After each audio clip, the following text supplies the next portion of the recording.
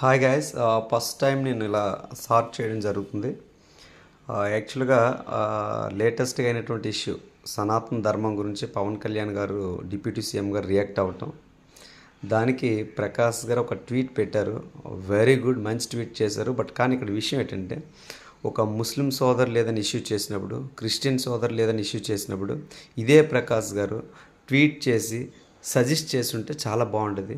But ఒక deputy CM అనే పెద్ద వ్యక్తి, ఒక పెద్ద యాక్టర్ పవన్ కళ్యాణ్ గారి ఇష్యూ మీద ఫైట్ చేసినప్పుడు పవన్ కళ్యాణ్ గారికి సజెస్ట్ చేస్తున్నారు. మీరు ఇండైరెక్ట్గా ఏంటంటే మతాల మధ్య చిచ్చు పెట్టే విధంగా మీరు తయారయ్యారన్నట్లే దాని మీనింగ్. అది నాకు కూడా అర్థమైంది, నేను కూడా ఎడ్యుకేటెడే. సో హిందువులందరూ అదే అర్థం చేసుకున్నాం, మన హిందువులు మనల్నే ప్రశ్నించేస్తున్నారు, అది ఈ దరిద్రం. సో కొంచెం హిందువులందరూ కూడా ఆ మెసేజ్ మరొకసారి రీడ్ చేయండి, నేను చెప్పేది మీకు అర్థమవుతుంది. Thank you. జై హింద్.